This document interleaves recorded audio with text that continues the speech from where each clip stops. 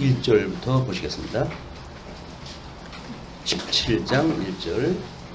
또 일곱 대접을 가진 일곱 천사 중 하나가 와서 내게 말하여 이르되 이리로 오라. 많은 물 위에 앉은 큰 음녀가 받을 심판을 내게 보이리라. 땅의 임금들도 그와 더불어 음행하였고 땅에 사는 자들도 그 음행의 포도주에 취하였다 하고.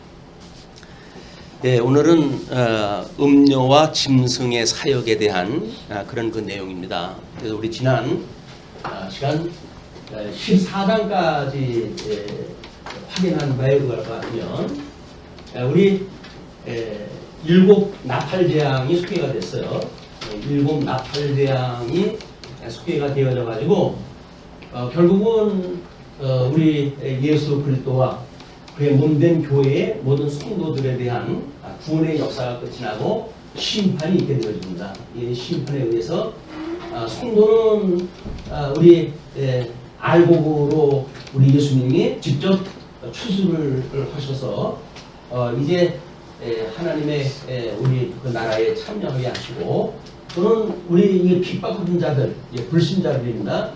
이 불신자는 하나님께서 포도 틀에 집어넣어 가지고 이거를 밟아 가지고 모든 피에 대한 보복을 하시는 그런 내용으로 해가지고 일곱 나팔재앙에 대한 것이 모두 끝이 났어요. 근데 그 14장 8절에 보게 되면 이제 이 심판에 대한 더 본질적이고 궁극적인 바벨론 멸망에 대한 것을 이제 소개합니다. 바벨론 멸망. 그래서 망하였도다 바벨론이여 라고 하는 그런 그 8절의 언약이 이루어졌는데, 오늘은 10장에서 이야기했던 이 바벨론이 먼저 15장 우리가 이제 뭐 1절서부터 해가지고 16장까지는 일곱 대접에 대한 걸 확인했어요. 일곱 대접에 대한 진노 해가지고 이제 이게 전부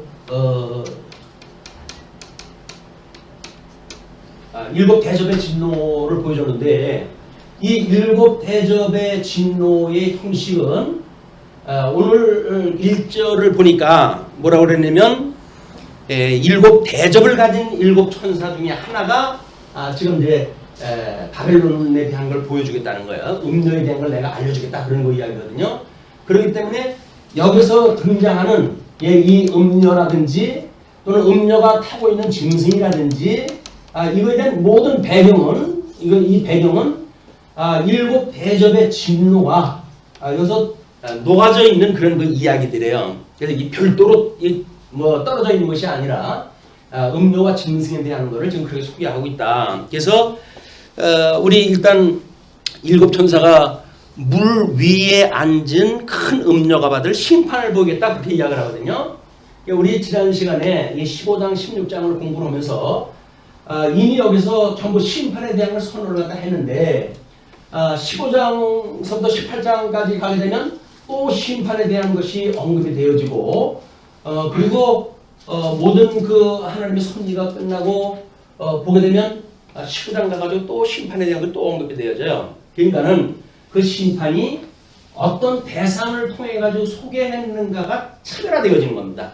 이거를 심판이라고 하기 때문에 그냥 등식화하게 되면 성경에서는 자세한 의미를 부여하기 위해 가지고 별도로 소개했는데도 불구하고 편의주의를 제일 목표로 하는 이런 강론자들은 전부 비성을 묶어버려요. 자꾸. 근데 이 묶은다는 이야기는 특징이 없어진다는 거예요. 물론 우리가 무슨 내용을 파악하고 그런 데는 유익한지 모르겠지만 성경 기자가 기록을 갖다 하게 되어진 의미, 이걸 제대로 파악을 갖다 한다면 그냥 있는 대로 읽어나가야 돼요. 그래야 이것이 하나의 이야기가 되어지고 우리가 추구하고 있는 스토리텔링이라고 하는 요한계시록이 그냥 산발적이고 도저히 이해 불가능한 그런 그 글이 아니라 일목요연하게 지금 설명하고 있다고 하는 그거를 확인을 갖다 했고 지금도 확인하고 있는 중이에요. 그렇기 때문에 이제 우리 성경에서 말하는 이 일곱 대접의 진노의 이 주인공들이 음료와 짐승인데 이것이 어떻게 심판을 받을런지 이걸 지금 주님께서 보여주시겠다 그런 그 이야기예요.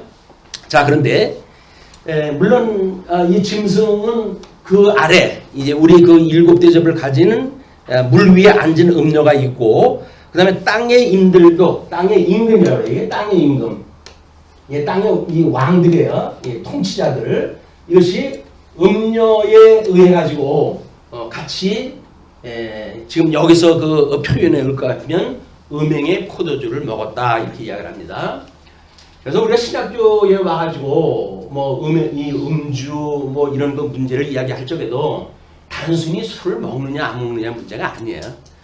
어떤 그 음료의 권세가 우리들의 이성을 마비시키고 주의 말씀을 사모하고 그를 추구하기보다는 세속적인 거에 종을 만들어 가느냐라고 하는 사상 세계를 우리가 연상을 해야지. 뭐 하나님이 뭐 답답하도 인간들 술 먹고 안 먹고 그걸 가지고 나무라시겠어요. 우리는 너무 협의적으로 하나님을 이해를 합니다. 내 방식대로 하나님을 이해하기 때문에 성경이 말하시는 하나님의 그 웅장함, 전능하심, 하나님의 그 대주제로서의 통치 능력 이런 걸 보질 않냐고 기껏해가지고 우리가 이렇게 하는 게 맞냐 저렇게 하는 게 맞냐라고 하는 이런 시비에 얽히는 걸로 우리가 우리 주님의 몸된 교회 생활을 하는 것이 대부분이 아닌가 이렇게 보여집니다. 왜냐하면 우리 뭐 잠언서도 이야기를 하지만 시비를 가르는 일에서 우리가 해결을 보려고 한다면 산의 나무가 다 타져 없어져야 되는데, 왜냐면 산에 나무가 있으면 불이 계속 타 올라갈 거 아니겠어요?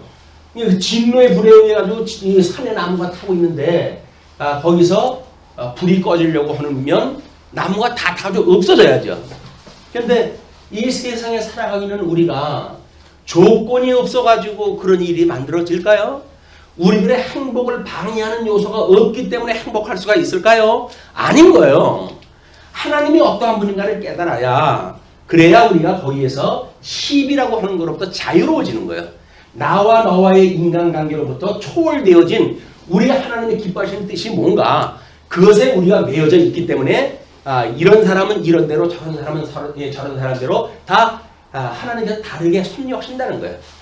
뭐 우리 세상에서도 그러잖아요. 그거는 틀린 것이 아니라 다른 것이다. 예, 다른 것을 인정하지 않게 되면 우리는 내가 기준이 돼버리니까 나하고 다른 건 전부 틀린 거라고 이야기를 하거든요. 이것이 불행의 씨앗이 되어지는 겁니다. 예, 그 불행의 씨앗이 우리 그냥 우연히 만들어진 것이 아니라 못된 음료와 짐승에 의해서 지금 만들어지라고 하는 그 실체를 우리가 파악을 갖다 이제 이 시간에 할 겁니다. 자, 그러면 3절로 4절을 보시게 되면 우리 붉은빛 7두식각 짐승을 탄 사치한 큰 음녀의 모습이라고 조금 긴 그 내용으로 소개를 했다 했어요. 물론 우리 6 재앙을 이야기할 때 요 피에 취하도록 했던 이런 것은 이미 재앙에 포함되어 있었죠. 그래서 그거를 우리가 아마 셋째 번 재앙에 보게 되면 그 피에 대한 그 이야기가 나와요. 그래서 지금 그 내용은 요 셋째 번 대접 재앙을 받은 영향이 어떠한지 그걸 보여주는 그림이기도 합니다. 자, 그래서 3절을 보시게 되면 곧 성령으로 나를 데리고 광야로 가니라. 우리 예수님이 공생의 시작을 갖다 하실 때 40을 금식을 하고 성령의 이끌림을 받아가지고 광야로 가시게 됩니다. 그 광야라고 하는 그 이야기가 이스라엘 백성들이 출애굽을 갖다 했을 때 도저히 인간의 방법으로는 생존할 수 없는 곳이에요. 그런 곳에 우리가 아주 정말 삭막하고 도저히 살아갈 수 없는 그런 그 지경에서 오직 하나님만을 바라볼 수밖에 없는 그런 지경에서의 비로소 우리는 하나님을 만나게 돼요. 우리 세상을 살아가면서 우리가 가지고 있는 여건이나 조건이 그럴듯하기 때문에 살아가는 것이 대부분입니다. 그냥 살만 하니까 사는 거예요. 그것이 뭐 도저히 살 수 없어 주님 아니면 저는 못 살아요 라고 해가지고 우리가 정말 진심을 다해서 하나님 앞에 고백하는 것도 별로 많지 않아요. 왜냐하면 살만 하거든요. 당분 일에 최대의 복을 누리고 산다고 그러는데 객관적인 그 수치로 봐서는. 근데 뭐가 부족하겠어요? 지구 건너편에서는 지금 어떤 상황이 벌어지는데 우리가 당하고 있는 이 환경이 뭐가 이렇게 힘든 환경이 되어져서 우리가 행복을 놓치고 살 것인가 라고 하는 것은 시사한 바가 큽니다. 조금 시야를 넓히게 되면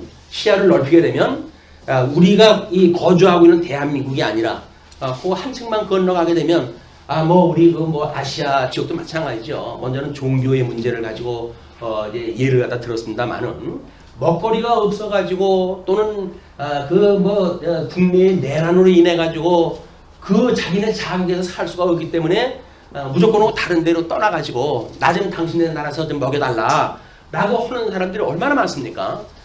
근데 그거를 다른 나라에서 쉽게 받아주나요? 안 받아주는 거예요. 너 들어오면 우리 집 어려워져.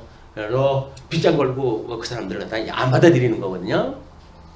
물론 이제 받아들임으로 해가지고 수많은 후유증이 있으니까 그런 일들이 벌어지겠지만, 그래서 그럼에도 불구하고 목구멍이 포도청이라고 제발 좀 나 좀 불쌍히 여겨줘가지고 당신들 먹을 때 부스러기를 좀 달라고 그 사람들이 그러고 지금 우리한테 빌고 있는 거예요. 근데 배부른 사람은 배고픈 사람의 심정을 모릅니다. 우리는 그거를 나는 그렇지 않아요. 나는 정말 다른 사람에 대한 심정을 잘 이해할 수 있어요 라고 그러는데 그렇지가 않아요. 옛날 어른들이 우리도 누가 누구의 사정을 안다라고 하는 그런 그 이야기도 마찬가지로 그 일에 경험이 없는 사람들은 사실은 어려워요. 그것이. 경험이 있다고 하더라도 지금 우리가 그런 환경에 처져 있지 않다고 한다면 그런 사람에 대한 애환을 우리가 볼 수가 없어요. 그렇기 때문에 이 상황에서 그런 문제를 우리가 판단할 수가 없기 때문에 본질적으로 그런 문화를 이끌어가고 사망의 음침한 골짜기 속에 우리를 집어넣고 그래가지고 우리를 어렵게 하는 실체가 무엇인가 이걸 파악을 했다 해야 우리는 그냥 눈에 보이는 가시적인 조건이 아니라 보이지 아니하지만 본질적인 이런 그 어둠의 권세에 대한 경계심을 갖게 되어진다. 이게 우리 하나님께서 요한계시록을 통해 가지고 그 말할 수 없는 환란에 처해 있는 일곱 교회, 아시아에 있는 일곱 교회가 너희들이 지금 그 일들은 지금 이렇게 해가지고 너희들 일은 끝나. 그럼에도 불구하고 왜 이런 어려운 일이 있는지를 알아? 이것이 본질이기 때문에 그래. 그렇기 때문에 너희의 그렇게 괴롭혔던 황충으로 바다에서 올라온 짐승이니 또는 땅에서 올라온 짐승이니 가시적인 거 아니에요. 가시적이지만 여기서는 눈에 보이지 않는 권세들이에요. 이게. 그렇기 때문에 너희들을 괴롭혔던 실체가 뭔지를 내가 보여주고 이거를 내가 철저하게 깨트려 줄 거야 라고 하니까 너희들 지금은 힘들더라도 하나님이 어떤 하나님인 줄 알고 그 안에서 위로를 받았으면 좋겠어 라고 하는 게 요한의 이 기록 목적이란 말이에요. 그냥 요한계시록은 하나님 앞에 위로를 받으라고 한 것이지 이거 겁을 주거나 이런 것이 아닙니다. 그래서 우리가 그 하나님이 우리를 갖다 향한 그 기뻐하신 뜻이 무엇인지 그걸 우리가 깨닫고 그래서 그 하나님을 경외하는 삶이 얼마나 행복한 삶인지를 깨달아가지고 신앙생활도 더욱 기쁘고 즐겁게 적극적으로 자원하는 마음으로 참여가 되어져가지고 우리 이 행복을 누리자는 거지. 거기서 누구를 이용을 갖다 해가지고 뽕 빼먹으려고 그러는 거 아니냐. 그래서 우리는 삼직임에 대한 것도 전부 나눠가지고 어떤 한 사람한테 그 힘이 실리지 않게끔 우리 정관상 그런 그 균형을 만들어 놓은 거 아닙니까? 교회에는 어떤 사람도 개인이 주관하다 할 수 없도록 정관이 그걸 이미 보장을 하고 있잖아요. 우리 다 값을 던져가지고 그 정관이 만들어진 거예요. 그러면 그 정관의 정신이 뭔지 이걸 우리가 이런 전체적인 그림을 봐야 그것이 이제 오게 되어지는 거예요. 눈에 보이는 교회의 행정, 그것이 눈에 보이지 않는 본질을 우리가 놓치게 되면 어떻게 왜곡이 일어나는지 그것도 이제 봐야 된다. 자, 그런데 성령으로 나를 데리고 광야로 가니까 내가 보니 여자가 붉은빛 짐승을 탔는데 붉은빛 짐승을 탔대요. 이 여자가 붉은빛 짐승을 탔대요. 그런데 짐승의 몸에는 하나님을 모독하는 이름들이 가득하고 하나님을 모독하는 이름이 가득하대요. 이건 우리가 여섯 재앙을 갖다 이야기할 때 이들은 하나님을 경외하지도 아니하고 회개하지도 아니하고 하나님을 배반하더라, 모독하더라 라고 하는 이런 그 대적 재앙이 있는 거예요. 그 대적 재앙을 가지고 지금 짐승이 어떠한지 그 내용을 소개했다 하는 겁니다. 그래서 그 짐승을 탔는데 그 짐승의 몸에 하나님을 모독하는 이름들이 가득하고, 이거는 또 7머리와 10뿔이 있다 그래요. 우리가 7두 시각이라고 이렇게 이야기했어요. 이 7두 시각은 우리 그 14장을 소개할 때, 14장까지 이 7나팔 재앙을 소개했을 때 14장에 13장에 짐승의 실체를 소개하잖아요. 이 권세들이 어떠한지 그걸 소개하면서 이미 7두 시각이 나왔던 거야. 그러니까 우리 서두에서 이야기를 했지만 앞에 7나팔을 재앙을 소개했을 때의 7두 시각과 그 다음에 물론 우리 다니엘서에서 이야기했던 7두 시각도 마찬가지입니다만은 여기에서 지금 더 본질적이고 실체의 음녀와 짐승 소개를 할 때의 7두 시각은 같이 대입을 시켜버리면 안 돼요. 뭔 차별화를 우리가 이어서 봐야 앞으로 도래할 음녀와 짐승 권세가 이렇게 우리를 시험하겠구나 라고 하는 걸 우리가 파악할 수가 있기 때문에 그런 겁니다. 자, 그렇기 때문에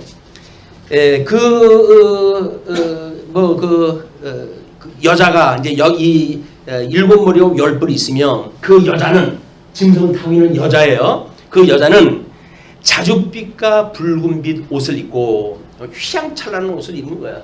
그때 당시엔 이 왕이라든지 이런 사람들만 입는 아주 고급 옷을 갖다 입고 그런 그 이야기예요. 금과 보석과 진주로 꾸미고, 그러니까 이것이 가시적인 걸로 보아서 얼마나 휘황찬란합니까? 다른 사람들이 그 앞에 가면 기가 죽어요. 너무 휘황찬란해가지고 그렇게 꾸미고 거예요. 그래서 금과 보석과 진주로 꾸미고 손에 금잔을 가졌는데 이 금잔이 가증한 물건과 그의 음행에 더러운 것들이 가득하더라. 아마 그 주보에 소개를 갖다 해드리는 것이 음녀가 짐승을 타고 있는 그림이에요. 자줏봇을 입고 7두 시각의 짐승을 타고 포도잔을 갖다 들고 있고 잔이 넘치도록 그 폼을 잡고 있는 그 모습이 그림으로 그려져 있잖아요. 그러니까 요한계시록에 대한 것을 의미를 알 수가 없게 되어지게 되면 문자적으로 무엇을 말하는가에 대한 것을 형상화시키는 그림밖에 우리가 알 수가 없어요. 이게 그림 문제의 한계인 거예요. 요한이 봤던 그런 그 계시의 내용도 그런 모습으로 보여줬으니까 그런 말로 지금 이걸 풀어놨죠. 풀어놨기 때문에 그 7두 시각 짐승을 타고 있는 여자가 그 금빛 찬란한 치장을 갖다 하고 이게 금잔을 들고 있는 그런 거를 이렇게 글로 설명을 할 수밖에 없는 거예요.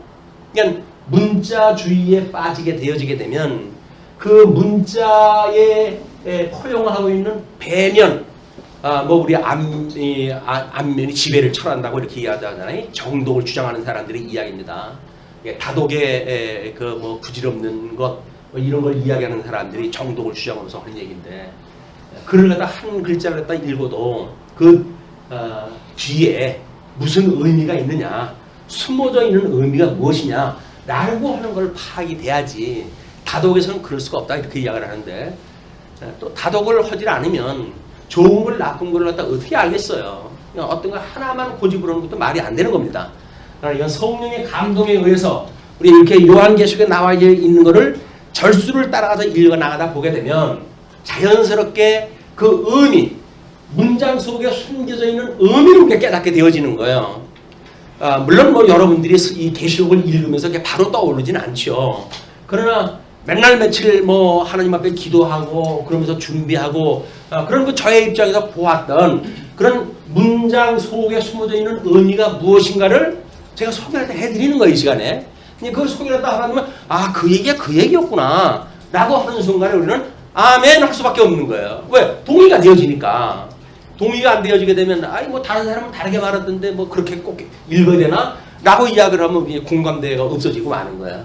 이 강론자와 그 강론을 들으시는 여러분들하고 공감대가 있다는 이야기는 객관적, 역사적, 문자적 이런 걸로 해가지고 이미 공감대가 형성될 만한 조건들을 다 설명을 해왔잖아요. 앞으로 일곱 교회가 있었을 때의 문화적 배경 또는 신앙적 배경 뭐 이런 걸 통해 가지고 그때 있었던 역사적 사실로 증거를 갖다 해가지고 비록 우리가 2000년 이후에 살고 있는 사람들이지만 그때 당시의 역사 속으로 들어가게 되면 그 사람들이 살았던 역사는 우리가 관찰하는 역사나 같겠죠. 예, 그거를 공감을 가질 수 있는 역사적 배경을 우리가 이미 확보를 갖다 했고 그걸로 이해가지고 이제 신학적 의미를 이야기를 하면 되는 거예요. 그래서 이 신학적 의미는 철저하게 이 음녀와 짐승이라고는 실제 이걸 일단 이야기를 하기 때문에 우리 뭐 아침에 이제 그런 걸 이렇게 소개를 할 거다 그랬더니 아우 정신 차리고 따라가야 되겠네요. 뭐 우리 임수관이 그렇게 얘기하더라고요. 정신 차리고 따라 오지 않아도 성령께서 감동을 주시게 되면 쉽게 공감이 되어지고 아무리 정신 차리고 따라온다고 하더라도 성령께서 감동을 안 하시게 되면 안 돼요. 이게 그러니까 우리는 먼저 은혜를 구해야 된다. 은혜를 구해야 된다. 은혜를 구하게 되면 우리를 이 온 세상을 더럽히는 이 음료와 짐승 권세 실체가 뭔지 우리가 파악할 수가 있기 때문에 그렇습니다. 자, 그러면서 5절로 넘어가게 되면 우리 5절서부터 6절까지 이마에 이름이 있는 음녀는 바벨론이며 피에 취한 자다라고 이야기해요. 또 마찬가지로 셋째 대접에 그 피에 젖어져 있고 그러므로 그 피값을 받는 것이 당연하다라고 하는 이 셋째 번 재앙이 지금 거기에 연루가 되어져 있는 거예요. 그러면서 5절에 이렇게 이야기가 됩니다. 그의 이마에 이름이 기록되었으니 거기서 그의라고 하는 그 이야기는 앞에 4절을 우리가 받는 문장이겠죠. 그러니까 그건 음녀의 이마예요. 음녀의 이마에 이름이 기록되었으니 비밀이라. 이거 하나님께서 그동안 감춰놨던 거예요. 예수 그때 구속사역을 소개했다 했죠. 그럼에도 불구하고 우리 일곱 교회가 왜 힘들어했느냐. 여기 아직 비밀에 감춰져 있었기 때문에 실체가 뭔지는 파악이 안 된 거야. 그러니까 당하고 있는 환란에 대한 것만 우리가 힘들게 여겼지 도대체 이게 무슨 일이냐 라고 하는 걸 보지 못했던 거야. 근데 하나님께서 오늘 이 비밀을 공개해가지고 이 강론을 듣는 우리들에게 비밀을 알려주신답니다. 기대가 되지 않습니까? 자, 그러면 그 비밀이 뭔지 한번 보세요. 비밀이라. 근데 바로 그것이 큰 바벨론이래요. 이것이 큰 바벨론. 자, 우리 이제 바벨론에 대한 그 이야기를 하면서 땅의 음녀들과 가증한 것들의 어미라.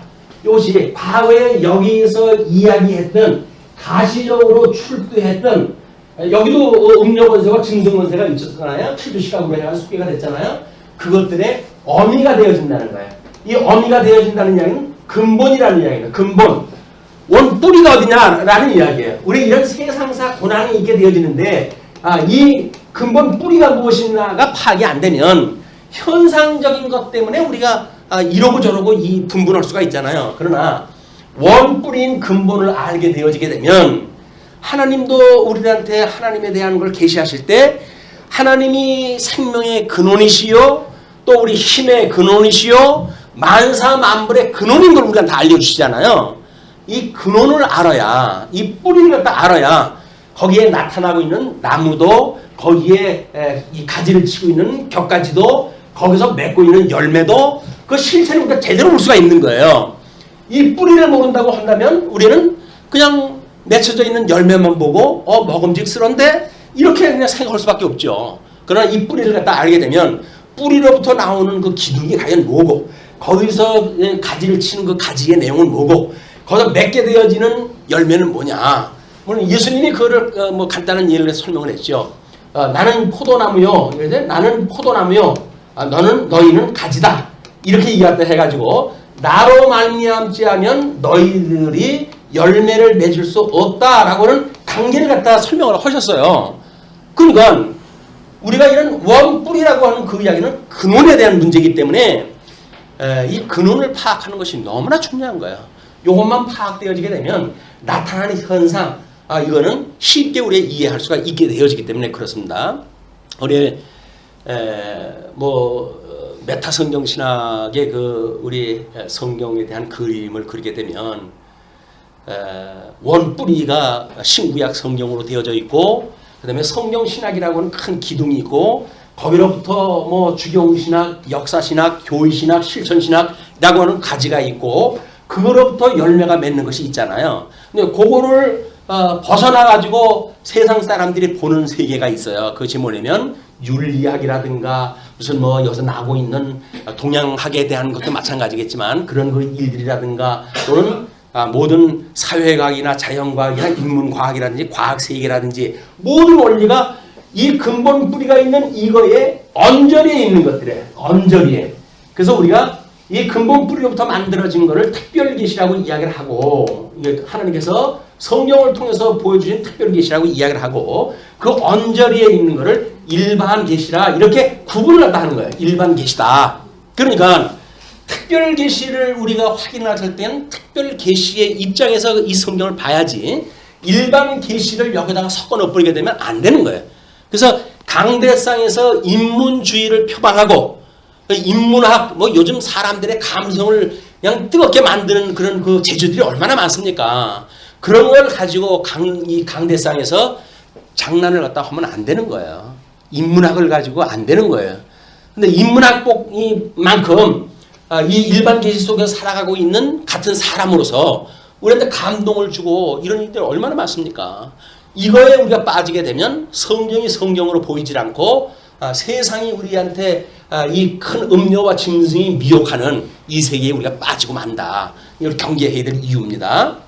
자, 그런데 그 엄이라고 이렇게 이야기를 했어요. 그러면서 6절에 또 내가 보매 이 여자가 성도들의 피와 이 큰 바벨론 음녀에 대한 이야기예요. 그것이 성도들의 피와 예수의 증인들의 피에 취한 자들이라 예수 그리스도와 그의 우리 증인이라고 하는 그 이야기는 주님의 몸된 교회 아니겠어요? 예수님과 주님의 몸된 교회는 일체라고 그랬어요. 이건 한 몸이에요. 예수님의 기초를 두고 있는 주님의 몸된 교회는 하나입니다. 예수님이 따로 있고 우리가 따로 있는 게 아니에요. 이렇게 이런 자들을 우리 저쪽 뭐 일곱 나팔 재앙을 소개할 적에는 예수님을 핍박을 하고 또는 두 증인을 갖다가 죽이고 심지어 장사도 지내지 못할 만큼 압제를 했던 사건을 소개를 받았잖아요. 그 본질이 뭐냐? 바로 이렇게 보니까는 이 본질이 저 음녀가 그렇게 했구나. 원뿌리가 저기 있었네. 라고 이야기하는 거예요. 에멘, 이게 뭐 엄한 거기에서 등장하고 있는 그 세력에 그때 등장하는 무슨 황제 이걸 우리가 지목을 갖다 해가지고 저런 쳐죽일 놈 이렇게 이야기를 갖다 해가지고는 여기까지 오지를 못하는 거예요. 그 인간은 얼마나 부수가갑니까?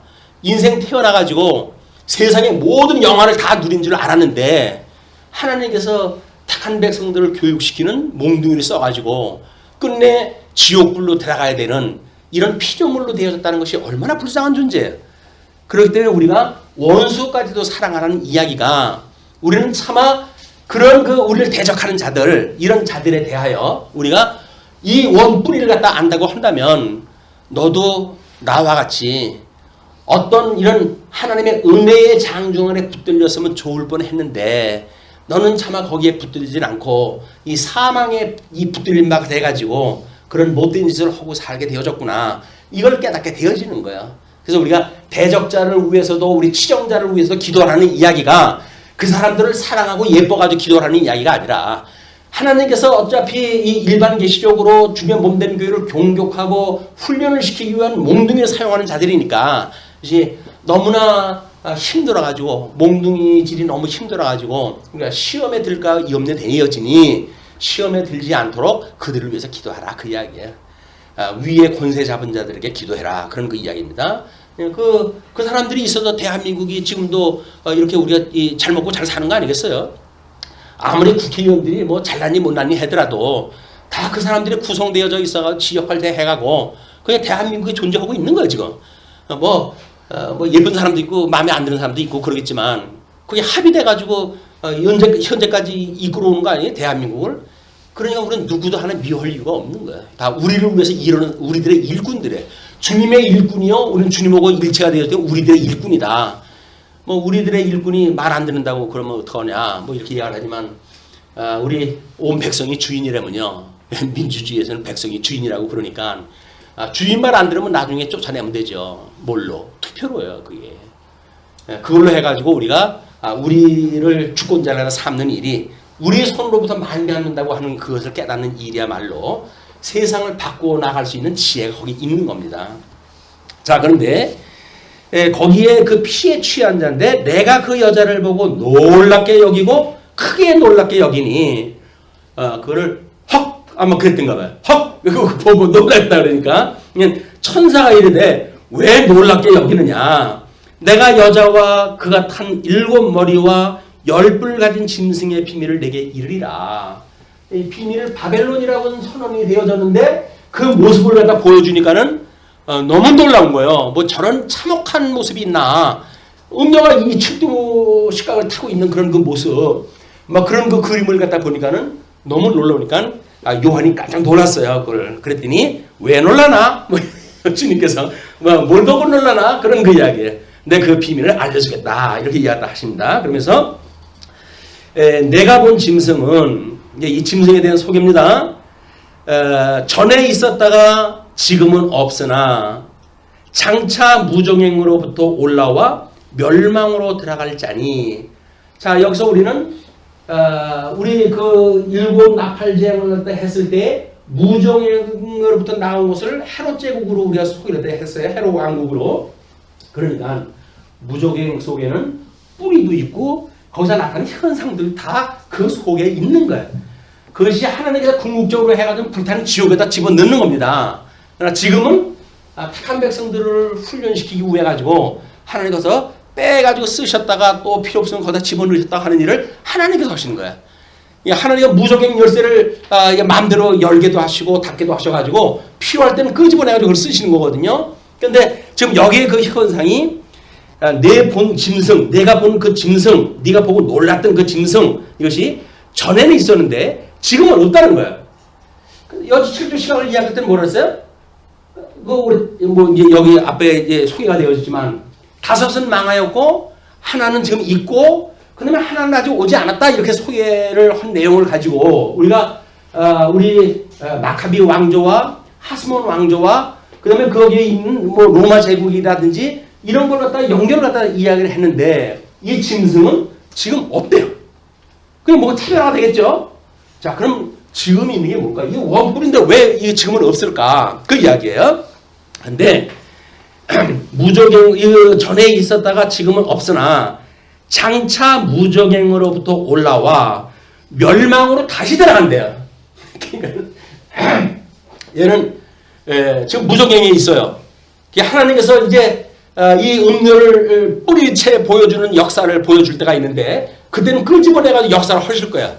그러다 그 사역이 끝나게 되면 바로 다시 거기다 집어넣어 버리실 거예요. 그것이 우리 19장에 소개되어지는 거짓 선지자 또는 음녀 짐승들의 멸망에 대한 그런 그림이에요. 어떻게 본질적인 뿌리들을 갖다 하나님께 다 집어넣으시고 그리고 우리 상실했던 에덴 농산을 회복을 갖다 하시는가라고 하는 천년 왕국의 모습을 소개하기 전에 그 모습들이 바로 이 자들을 거기다 다 집어넣는 거예요. 자, 그런데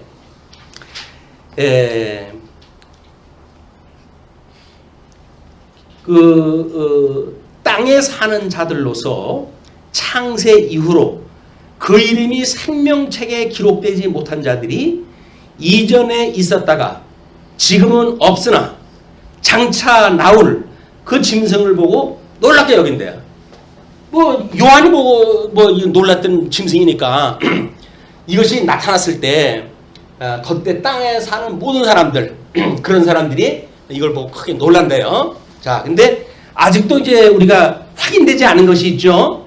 일단은 뭐 전에는 있었고 지금은 없고 장차 무정색으로 또 돌아가고 하는 그런 내용들은 뭔지 소개가 안 됐어요. 그러나 이제 구절로 사건을 그냥 연결시킵니다. 왜냐면 글리 갔다 오게 되면 이 줄을 갖다 잊어버릴 것 같아서 그래요. 일단 그 줄을 따라가지고 진행이 되어집니다. 지혜는 지혜 있는 듯이 여기 있으니 그 7머리는 여자가 앉은 7산이요. 이거는 로마 제국을 소개했을 때 또는 다니엘서서 이야기할 때 그 일곱 산이라고 하는 그런 그 이야기는 그때 있는 권세들이 안고 있는 그 기초를 갖다 이야기를 하는 거예요. 기초. 권세 잡은 자들이 안고 있는 이 기초를 이야기했을 때 일곱 산이라고 이렇게 표현을 합니다. 그래서 이 요한계시록을 독자들, 요한계시록의 독자는 다니엘서의 내용이라든지 뭐 구약성경의 이야기라든지 하는 걸 잘 파악하는 사람들이라고 그랬어요. 그러니까 일곱 산을 갖다 안고 여기에 위에 앉아 있다고 그러면 바로 연결되어져 있는 성경을 연상을 하겠죠. 그것이 그러면 칠두식각이 이 일곱 산 위에 앉았다고 하니까 결국은 이 권세 잡은 자들이 이거로부터 권세를 얻는 거로구나. 이걸 알 수가 있는 거죠. 그러면서 일곱 산이요. 여기서 일곱 산인데 일곱 왕이라 일곱 산일 뿐만 아니라 이것이 일곱 왕이래. 일곱 왕. 그러니까 일곱 산은 일곱 왕이래요. 이 권세 잡은 자들이 뭘 뿌리를 갖다 두고 있는지 이걸 보는데 일곱 왕이래요. 근데 그 일곱 왕에 대한 걸 이렇게 이해합니다. 다섯은 망하였고, 다섯은 망하였고, 그리고 하나는 있고, 하나는 지금 현재 있대. 그리고 다른 하나는 아직 이르지 아니하였다. 또 다른 하나가 있어야 칠두가 되잖아요. 이 다섯, 하나 칠두가 되어지는데 다섯은 망하였고, 하나는 있고, 하나는 아직 이르지 아니하였다라고 이야기했다고 하네요. 라고 그러니까는 이것이 지금 일곱 왕에 대한 이야기죠. 이 일곱 왕에 대한 이야기. 거기서 그렇게 이야기를 하면서 아직 이르지 아니하였으나 이르면 이르면 잠시 동안 머무리라. 여기서 아직 오지 아니한 이것이 이르게 되어지게 되면 잠시 머물겠다 그 이야기예요. 잠시 머문다. 자 이렇게 지금 문자적으로는 이렇게 소개가 되어지고 있어요. 자 그렇게 하면서 11절 보시게 되면 전에 있었다가 지금 없어진 짐승은 여덟째 왕이니 이건 앞에서 이야기했던 거죠. 뭐라고 앞에 이야기를 했어요? 이제 장차 이거 무정에서 올라온 그런 그 멸망으로 들어갈 자인데 전에는 있었다가 지금은 없는 그런 그 이야기예요. 그래서 전에 있었다가 지금 없어진 짐승은 요 일곱이 다 끝나고 그리고 여기서 여덟 번째 왕이다 그런 그 이야기를 하는 거예요. 자 그러면 우리는 요 칠두식각이라고 하는 그거를 가지고 일곱 나팔쟁을 소개했을 때 짐승의 모습을 이 칠두로 해가 다 소개가 되어진 거예요. 물론 하나는 아직 이르지 아니하였지만 요 이르지 아니한 것이 오게 되면 이것이 잠시 머물게 되어지는데 그러면 이게 일곱이니까 아직 머물리지 않은 것이 왔으면 일곱이 돼야 될 거 아니겠어요? 근데 여기서는 여덟째라 그 이야기예요. 요 이제 의미를 잘 우리가 깨달아야 되는 거야. 우리는 하나님께서 섭리 갖다 해 가실 때 이런 일곱째 모든 사역이 끝나고 새롭게 여덟째 뭐 일곱째 날 이 다음을 첫 날이라고 우리가 이제 주일도 우리가 설명하다 하듯이 이것이 오게 되면 하나님의 부활 사역이 끝나고 예수부터 죽으셨다가 부활했던 사건이 끝나고 그리고는 새롭게 뭐가 시작되어지는 세계예요. 자 그러면 여기서 이제 그 비밀이 소개가 되어집니다. 전에 있었다가 지금은 없다고 그랬으니까 장차 올 때를 갖다 보게 되어지니까 그것이 일곱에 속한 일곱째라고 그러지 않고 여덟째라고 그랬어요. 그 여덟째의 성격이 이 일곱하고는 뭔가 성격이 다른 그런 그 이야기겠죠. 그 성격이 다른 왕인데 그런 그 이야기예요. 그런데 짐승은 여덟째 왕인데 또다시 일곱 중에 속한 자라. 아이 뭐야 도대체 일곱째라는 거야 여덟째라는 거야. 문장을 보면 모르잖아요. 전에 있었다가 지금은 없고 장차 또 나왔다가 또 뭐 무정생이 돌아가고 또 이게 다섯이 되는데 다섯 망하고 하나는 있고 하나는 오지 않았는데 그것이 오게 되면 잠시 머무르다 그게 여덟째고 그 여덟째인데 그것이 다시는 일곱에 속한 거다 이렇게 이야기를 하니까 이 글로만 봐가지고 사실은 설명이 어려워요. 그러나 여덟째라고 하는 일부러 설명은 이것이 뭔가 성질이 다른 거예요. 앞에서 이 칠두식각을 소개했던 성질과 다시 바벨론이라고 하는 이 뿌리를 갖다 소개하는 성질이 좀 다른 거를 소개하기 위해서 잠시 후에 이것이 온다고 그러면 너희들 이 일곱에 속해가지고 여전히 이런 칠두 식각을 완성시키는 거지만 이것이 원뿌리로 본다면 이렇게 큰 바벨론이어서 성질상 다른 여덟째에 속한다. 그런 그 의미예요. 뭐 잘 따라오신 거죠? 잘 따라오셔야 돼요. 자, 그렇게 해가지고 그러면서 우리 어디까지 갔습니까? 네.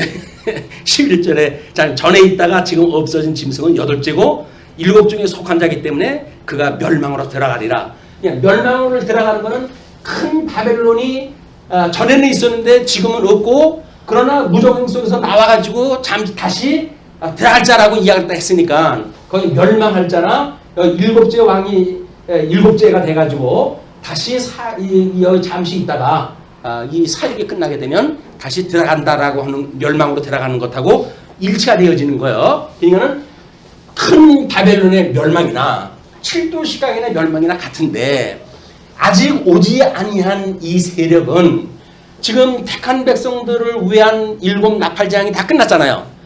그럼에도 불구하고 뭐 심판의 역사가 또 일어납니까? 이것이 늘 고민인 거예요. 심지어 뭐 에스겔에서도 마찬가지지만 그 하나님의 선민국가가 완성이 됐는데도 불구하고 하나님께 또 고개 전쟁을 갖다 또 일으켜요. 요한계시록도 마찬가지입니다. 천년왕국이 끝났으면 이제 하나님 나라로 이제 들어가는 일이 바쁜 거 아니에요? 근데 하나님께서 또 마곡의 전쟁을 또 일으켜요. 거기서 도대체 이게 뭐냐 라고 하는 이 문제 제기는 먼저부터 제가 한번 드린 바가 있어요. 그 문제 제기를 그걸 염두에 두시고, 그리고 이제 이거 뒤에 거를 우리가 읽어 나가야 돼. 자, 그러면 12절입니다. 12절. 내가 보던 10뿔은 10왕이니, 칠두 시각에서 이 시각 요거는 10왕이라는 거예요. 왕이다. 10왕이고, 그런데 아직은 나라를 얻지 못하였으나, 아직은 나라를 얻지 못했다고 하는 걸로 보아서는 지금 7 나팔을 재앙을 했다 했을 때 소개했던 그 칠두 식각의 왕은 아닌 것 같죠? 아직 나라를 이걸 얻지 못했다고 그랬으니까. 그런데 10왕이니 아직 나라를 얻지 못하였으나 다만 짐승과 더불어 임금처럼 한동안 권세를 받으리라. 잠시 머무는 동안 이 짐승으로부터 권세를 받아가지고 그 제국의 역할을 갖다 하겠다는 거예요. 자, 그러면서 13절로 해가지고 13절부터 이 장면을 달리 소개를 합니다. 그것이 뭐냐면 만왕의 왕이 짐승과 더불어 싸워 이기심을 예고를 하셔요. 자, 아직도 우리는 풀리지 않은 수수께끼는 있어요. 이 바벨론이 뭐 어디로 들어갔다 어디로 나왔다 뭐 이렇게 얘기했다 하는데, 그거에 대한 도대체 그게 뭐냐, 어디로 들어갔다 어디로 나왔다는 얘기냐, 그 이야기는 아직도 우리가 풀리지 않은 거예요. 그러나 이런 사역이 끝나게 되면 잠시 머물고 다시 하나님께서 무적행 속에 집어넣을 때가 오게 되어지는데, 그때 이 장면이 만왕의 왕이 짐승과 더불어 싸워 이기심을 예고해요. 이 장면이 이제 우리 17장에 대한 대강을 설명할 때 매우 중요한 성경 구절이기도 합니다. 그런데 우리 6번째 재앙을 보게 되면 전쟁을 위해서 모이는 것이 소개가 되어져요. 그럼 요거는 16장 우리 6번째 재앙입니다.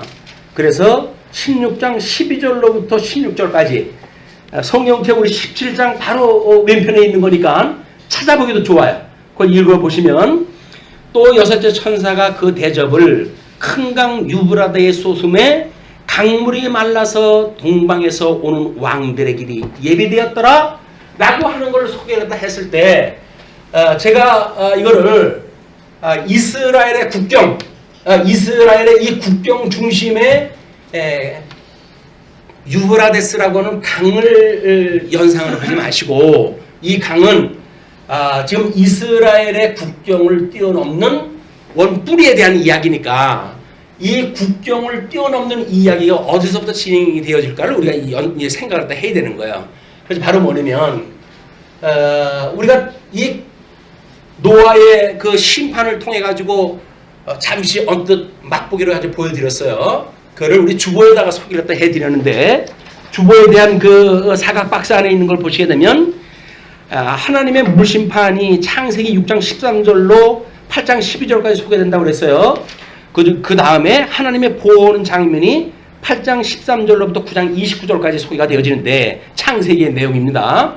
근데 8장 13절부터 19절 방주에서 내리고 20절로 22절 노아가 번제를 드리고, 그다음에 9장 1절로 3절까지 노에게 축복을 하시고, 4절로부터 6절 피와 살인 금지를 말씀을 갖다 하시면서 7절로 17절 무지개로 언약을 갖다 하신단 말이에요.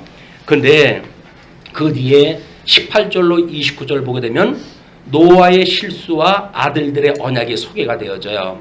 자, 그것이 양쪽과로 4번의 이야기인데, 노아의 아들들의 후예 중에 세 아들이 있다고 했어요. 이제 그 세 아들은, 노아의 세 아들이 함, 야벳, 그 다음에 셈.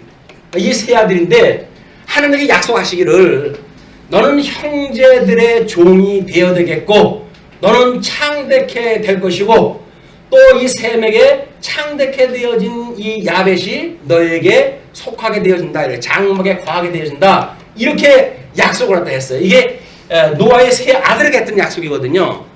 이 약속을 갖다 했는데, 하나님께서는 지금 이렇게 했다는 이야기는 뭡니까? 막 이런 사람들을 중심으로 해가지고 뭐 우리 지금 현실적으로 보여준 거는 아프리카 쪽에 이 하나님이 생육하고 번성하고 땅에 충만하고 그 땅을 정복하라 라고 했더니, 약속이 이루어지려면 이렇게 돼야 되는 거 아니겠어요? 그리고 이 야벳도 마찬가지로 이제 뭐 유럽으로 해가지고 이 간 인류가 이거라고 그러는데, 마찬가지로 이건 아시아의 인류라고 이렇게 이야기했어요. 이렇게 해가지고 생육 번성, 우리 생육 번성을 갖다 해야 되고, 이 생육 번성할 뿐 아니라 이 땅을 정복을 갖다 해야 돼요. 이 땅에 너희들이 정복을 갖다 하고, 그리고 정복하는 것을 다스리라 라고 했던 것이 하나님께서 약속을 하셨던, 아니 원뿔이 되는 약속이에요, 이게. 그렇죠? 우리가 그걸 3대 언약이라고 이야기를 했어요. 그럼 뭐 자손 언약, 땅 언약, 통치 언약이라고 이렇게 이야기를 하는데, 이런 약속이 이루어져야 되는데, 이때의 사람들은 말이 하나가 되어져 가지고 서로 의사소통이 아주 원활했어요. 그러니까 어떻게 이야기하냐면, 야, 우리가 크게 이 탑을 쌓고 흩어짐을 면하자, 이렇게 이야기해요. 하나님은 생육 번성하고 땅을 정복하고 다스리라고 했던 약속을 했는데도 불구하고, 이 인간들이, 이때 있었던 인간들의 생각은 뭐냐면 하나님의 뜻을 갖다가 거역을 갖다 하는 거예요. 그 거역하는 게 뭡니까? 탑을 쌓고 흩어짐을 면하자, 그 이야기야. 뭐 자기가 나를 갖다가 흩어지게, 그 이야기야. 하나님이 흩어겠다고 그러는데 지네들은 왜 나보고 흩어지라고 그래? 우리 지금 여기서 알콩달콩 잘 사고 그러는데, 그런 거 이야기 아니에요? 그냥 성을 쌓는 것이 바벨탑이에요. 바벨탑. 그 벨이라고 하는 것이 바벨론 제국의 우상의 대표적인 그 우상입니다. 우상. 그러니까 이미 하나님께서 원뿔이 이제 물심판까지 해가 다 끝났잖아요. 그 물심판이 끝났으면 바로 뭐 역사를 섭리해도 좋겠는데, 이건 또 웬 이 바벨론 이 사건으로 해가지고 이 뭐 사람들 갖다 흩고 또 다시 이런 그 불상사가 일어났냐라고 하는 그 이야기는, 하나님께 끊임없이 알고 고르시고 그렇지 아니한 자는 이 징벌을 하시기 위한 하나님의 섭리란 말이에요, 그게. 그러니까 왜 또 이렇게 다 하셨는지 나한테 또 합니까? 이런 거 따지면 안 돼요. 하나님이 아직 뜻이 나머져 있어가지고 그런 건데, 뭐 내 뜻대로 해가지고 지금쯤 끝내시죠? 라고 말하는 건 안 되는 거예요. 오래 참아야 되는 성도들, 지혜 있는 자들이 관심을 가져야 되는 거에 있는 겁니다. 그래서 우리가 이루었다, 섰다 함도 아니라고 하는 것도 같은 맥락인 거예요. 하나님께서 우리를 불러가지고 구원시켜줬다고 그랬더니, 나는 이미 구원 다 됐어. 이제 하나님 나라 백성으로 해가지고 하나님 보좌우편에 있는 사람처럼 여기게 되어지게 되면, 나머지 우리 인생을 살아갈 때 하나님을 경외하는 삶을 찾을 수가 없는 거예요. 왜? 자기 다 이미 서 있는데 뭐. 난 모든 죄로부터 이미 용서받았어? 라고 이야기하니까, 그게 우리의 구원파의 논리라고 이야기를 했어요. 그래서 다른 어떤 그 신학자들이 한국교회 90%가 이 구원파적이다 라고 이야기한 것도 그런 데에 원인이 있다고 지금 우리가 먼저 문제 제기를 한 겁니다. 왜 구원받은 사람들이 우리 예수님의 재림을 하실 때까지는 신부답게 아름다운 몸으로 단장한 신부와 같이 오실 주님을 기다리고 이런 자세가 아니라 신랑은 지금 집지러 갔는데 야 신랑 없으니까 이게 자유다 라고 해가지고 여기도 뭐 잠옷 입고 잔치하고 잠옷 파티라고 그러잖아요. 그리고 결혼 전날 그래가지고 웃기는 그런 뭐 장난들을 갖다 하고 잔치를 갖다 보려고 그러잖아요. 그런 거예요, 그런 거. 신랑을 맞이할 준비를 하지 않냐고 세상에 취해가지고 왜? 이 뿌리로부터 해가지고 지금 여자가 그 포도주를 들고 있을 때 그 피에 취한 것이 누구 때문에 그렇다고 그랬어요? 결국은 이자들에 의해서 그런 거거든요. 근데 이걸 모르게 되면 아니 주님께서 나 구원시켜줬는데 뭐 이제 주님 오신 날까지 그냥 있다가 뭐 날 데려가시겠지 라고 이야기하는 것이 아니라는 이야기예요. 그거를 성경은 누누이 설명을 하고 그리고 오래 참아야 될 것, 우리가 인내해야 될 것 이런 그 이유를 너무나 많이 설명하다 하고 있는 거예요. 그럼에도 불구하고 나는 섰다 이루었다 하고 그러니까 사도 바울이 그러는 거 아니야. 이루긴 네가 뭘 이루니. 온전한 것을 너희 바라보고 온전케 하시는 예수 그들을 향하여 다른 박자를 치는 거지 뭘 네가 다 이루었어 라고 하는 걸 경계하다 해주는 겁니다. 근데 우리는 복음을 오해를 하게 되면 다 이루었다는 거예요. 내가 구원받은 백성이에요. 그 백성이면 백성답게 살아야 될 거 아니겠어요. 근데 백성인데 그 다음에는 뭐 내 맘대로 살아도 주님이 백성인데 어떡하겠냐 그런 그 이야기인데 하나님께서는 얼마든지 그 땅에서 다른 나라로 이민을 보내실 수가 있어요. 하나님 나라에서 이 세속 나라로 해가지고 내보낼 수가 있어요. 왜? 우리가 창세전에 예정되어 있는 사람이라고 한다면 그렇지 않을 텐데 그렇지 않은 사람들이 마치 창세전에 예정되어진 사람들처럼 착각을 하고 그런 짓을 하니 그런 사람들은 하나님께서 속아내는 일이 하나님이 하시는 일이에요. 그게 심판이란 말이에요. 끊임없이 갈라내는 역사예요. 하나님의 역사는 끊임없이 심판의 역사예요. 갈라내고 또 갈라내고 또 갈라낸다. 그러니까 우리가 옷깃을 여물고 살아갈 수밖에 없는 거예요. 경고망동해야는 안 돼요. 그 전능자 하나님 앞에서 우리가 경고망동하면 안 되는 거예요. 하나님 앞에 겸허한 마음으로 하나님 어떻게 살면 좋을까요? 하나님 우리 믿음이 어떻게 하면 좋을까요? 저한테 믿음을 주세요. 은혜를 주세요. 라고 그걸 바라면서 살아야지 뭘 마치 손에 쥐고 있는 것처럼 그렇게 거만을 떨게 되면 그거를 우리가 소위 사랑에 배제되는 조건들이에요.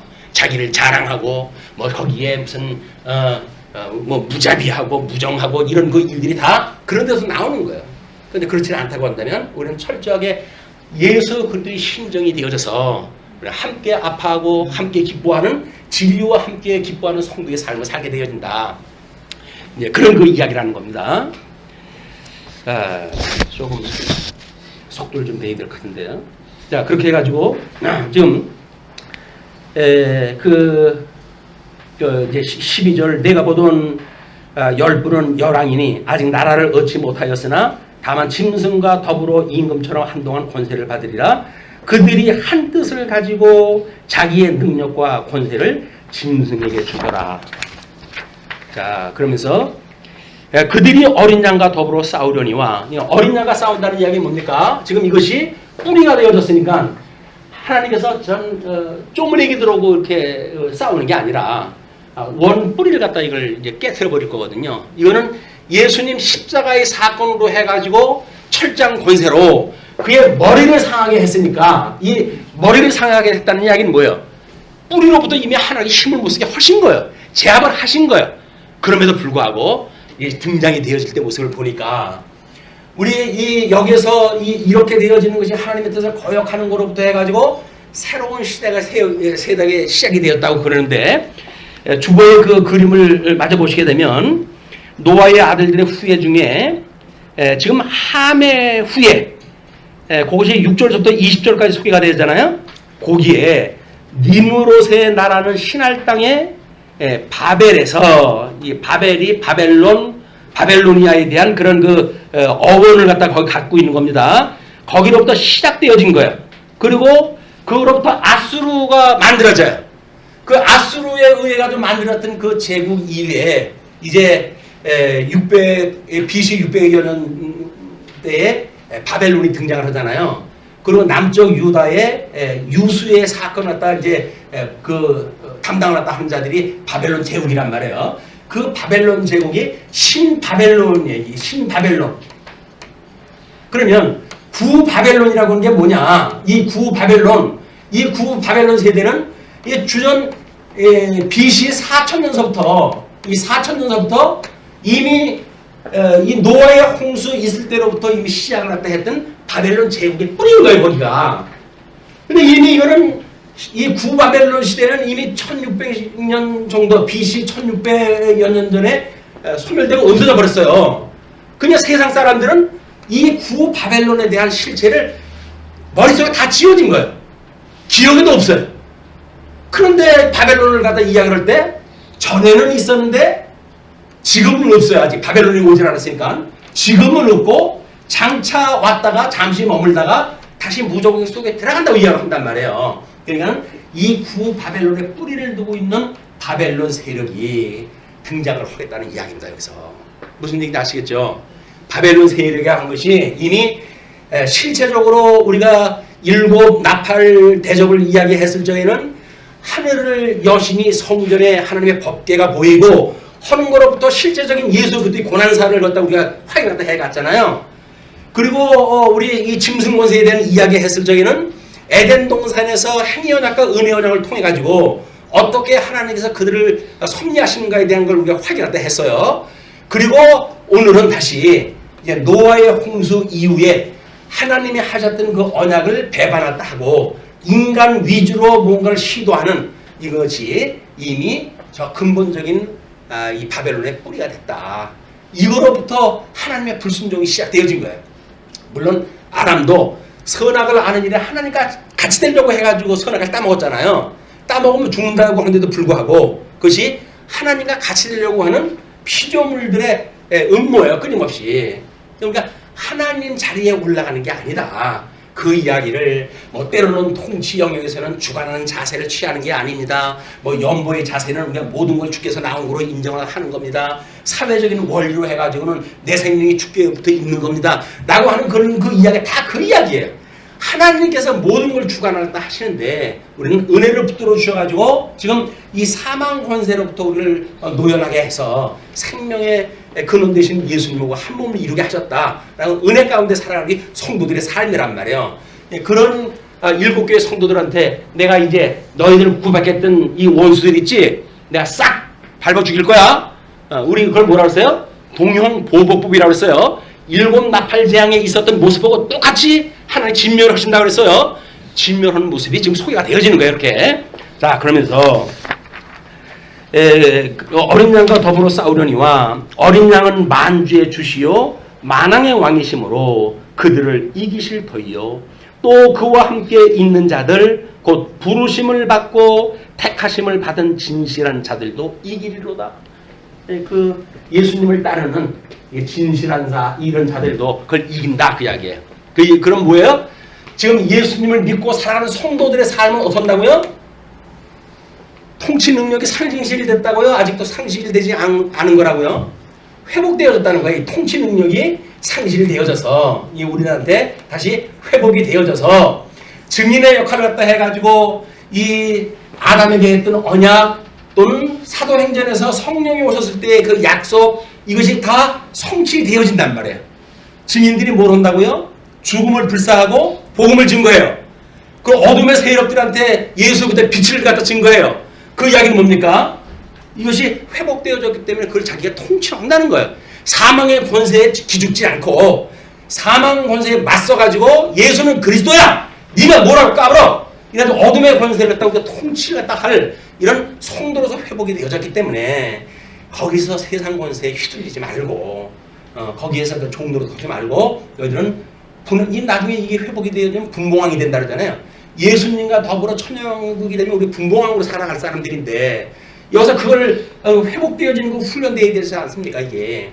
그럼 어떻게 분봉왕답게 예수님의 그런 우리 좋아하시는 뜻을 따라가지고 세상을 통치할 것인가. 이것이 우리 자신을 통치하지 못하면서 어떻게 이 어둠의 권세를 통치를 하겠어요. 그냥 우리 스스로를 통치하는 게 뭔가 그것이 경건한 신부의 단장한 신부처럼 살아가는 것, 기름을 준비하고 오실 메시아를 준비하는 것, 이것이 지혜롭고 슬기로운 처녀다. 이런 그 이야기입니다. 자, 그런 뒤에 15절서부터 17절 보시게 되면 열불과 짐승이 음료를 미워하고 해치고 나라를 얻는데요.